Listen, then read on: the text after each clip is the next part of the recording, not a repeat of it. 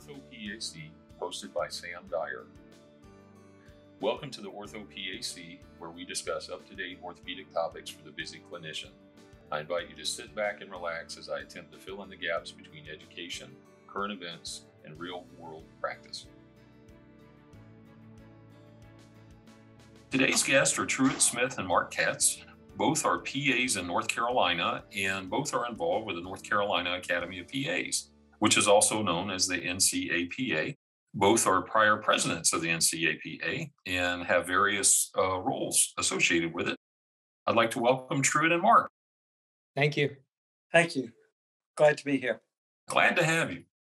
This is an orthopedic podcast, but we cover a wide variety of things, and it's not always just clinical. A lot of it is, being a PA in practice. So this is definitely right in line with what we're trying to accomplish. And hopefully you can share with our listeners, what is the purpose of the NCAPA and why should PAs belong to their state academy if they're from out of state? The North Carolina Academy is our state's professional academy that represents 7,000 PAs in North Carolina. And we offer a lot to the PAs of the state. We do offer both a summer and a winter CME conference. The NCAPA also monitors legislation which could affect PAs of the state and creates potential new legislation to help make PA practice in North Carolina even better than it already is. Yeah, I think it's three big things that we really deal with. Number one, as Truett already said, is advocacy. CME and professional development is another one. We have a career center where you can look for jobs, interact with others. We have a student retreat yearly where we bring students from all the different programs across North Carolina and educate them on various topics. Just as an ancillary to that, we also do a challenge bowl in North Carolina, just like they do at the AAPA with different programs. But these obviously are all North Carolina programs. You can grow professionally by participating on different committees on our board of directors, obviously as being an officer also. I think that the big thing that we push is we are the voice of the PAs in North Carolina. Absolutely. And also a lot of firsts from a state academy, and those are listed on the website. Can you tell our listeners a little bit about some firsts for the NCAPA First for a State Academy? I don't know if everybody or anybody realizes, but AAPA was originally housed in North Carolina. Their articles of incorporation are all in North Carolina. We are the birthplace of the profession, being at Duke University, but also we were the birthplace of the American Academy of PAs. We're the first state academy that has a medical society that has a PA section. And I think that goes along with how we look at ourselves as partnering with physicians. And, that's throughout the years. We were the first state academy within the medical society to have a member to be in their House of Delegates. We were the first state academy that within the medical society, we had a PA who served on the Medical Society Foundation Board and was president of their foundation board. So again, I think that this shows all the firsts of how we partner with our physicians within the state. We were the first state academy to have a PA serve as president of the medical board of directors. Now, changing gears and getting away from the medical society, we were also the first state academy to develop a recertification conference, which goes along with our educational vision.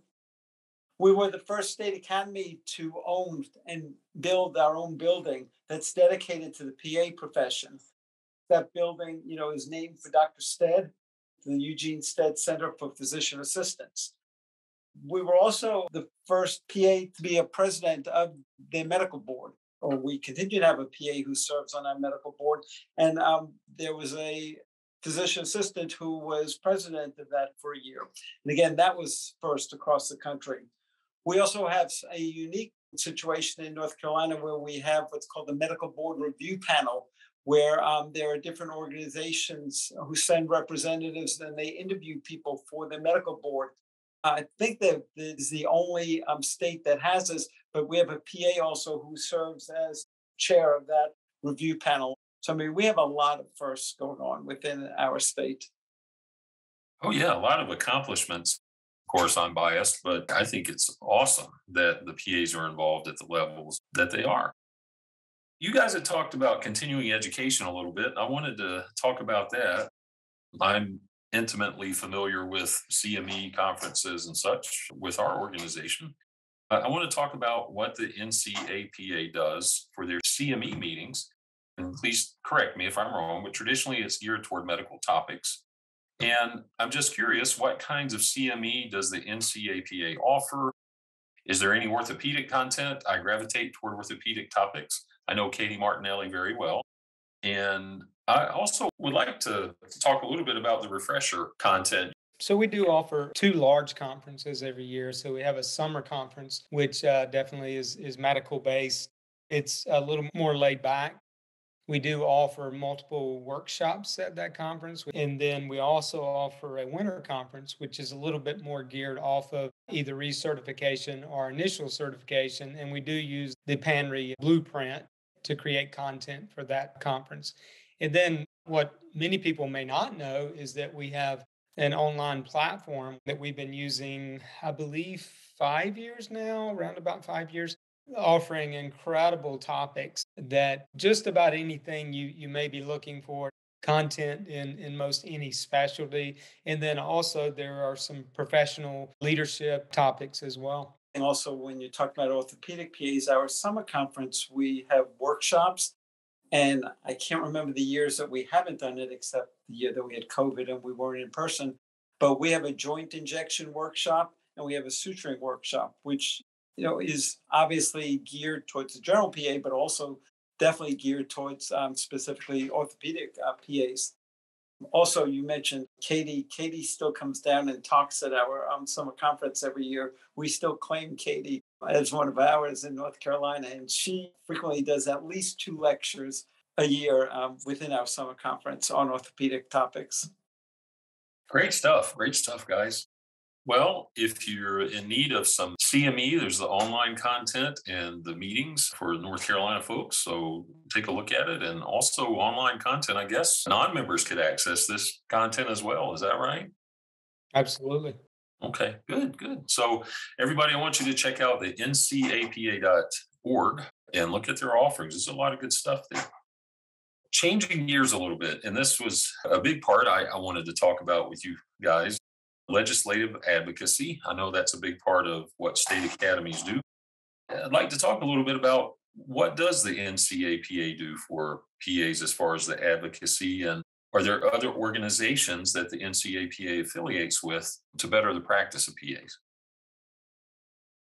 And so Marc is the chair of the Government Affairs Committee, so I'm going to let him take it away. You asked if we partner with other organizations. We've never done that. To be honest with you, though, we've never had anything that's come up that we've needed to. The closest thing I could think for that is we have regional chapters throughout the state. And so certainly, we partner with our regional chapters for advocacy. One of the things we're really, really proud of is we now have our own lobbyist. And not only do we have our own lobbyist, but when she goes into different offices, she is known as the NCAPA lobbyist. I mean, obviously, we deal with a firm that they also lobby for other people. I've been doing advocacy for a long, long, long time, and we've changed our lobbyist. I think it was probably about 3, 4, 5 years ago. And I am really so proud to say that, this lady can walk in and she is identified with us. And the legislators and their assistants know that she's there to talk on our behalf. I think the other thing that's become really phenomenal across the state is that our executive director is extremely well known now throughout the state. So when you talk about state organizations, when you're talking about the Department of Health and Human Services, things like that, you can mention her name, Emily Adams. And they know who she is. And again, they know that she speaks for us. Right now, obviously, we have a big push towards our bill, which I'll let Truett talk a little bit more about. But we look on all aspects in terms of legislative reimbursement activities that go on throughout the state. And we advocate for PAs in those areas. When you talk to me about what is the best reason to join a state academy, that's the best reason for me to join one. Obviously, I'm biased, but I mean, if you have a problem and you have a question, you can just call our office and we can get you an answer. I mean, if we don't know the answer, we can find out the answer. And there is nobody else in the state who can do that. Very well said. Very well said. I think you touched on this, but I want to talk a little bit more about it. And I do want to talk about the bill in North Carolina, but I want to talk about one more thing first. Does North Carolina have a political action committee, a PAC? I know you say we have a lobbyist. I don't think those things are mutually exclusive, but I'm just curious, do we have one? And the other part of that is, why should I donate to that? And I'm sure you hear that question probably daily. Why do I donate to a PAC? Unfortunately, our legislative process, you need a PAC to get things going. A political action committee's whole purpose is to influence policy. And whether you agree that that's the right way things should be done or not the right way things should be done, unfortunately, that is the way how things are done. And so you are essentially getting people who are of your like mind to help push your ways. So, yes, we do have a political action committee. We had one years ago. It sort of floundered a little bit and it was resurrected about 3-4 years ago. And I can say it's really been successful. It is limited to $5,400 per person contribution. It does not have to be a PA that contributes to our PAC, but we know, unfortunately, that the money does talk. And we also know that the representatives who are there need, so to speak, capital to be able to stay in government. And so we do use that, and we have used that to help those people who are of our like mind and who are helping push our agenda. And the best way to contribute is to just go to the NCAPA website and you'll see Political Action Committee, and there's just a couple of links. You can donate one time, have monthly contributions taken out. But, it certainly is a great way for PAs to help us throughout the state to get our message across. Good deal. That's what I was going to mention. I just want to make sure that our listeners know how to donate to a PAC and how to access it. Truett Smith and Marc Katz, both representatives from the NCAPA. Again, ncapa.org. Please check out the website for information. And I appreciate your time and coming on the orthoPAC. Thank you for having us. Thank you for having us. Absolutely. Thank you for joining the orthoPAC podcast. Please visit paos.org, where members can purchase virtual CME content. This is accessed by clicking on the CME tab on the title bar and following the Learning Center. For non-members, please visit the aapa.org Learning Central for the PAOS virtual content.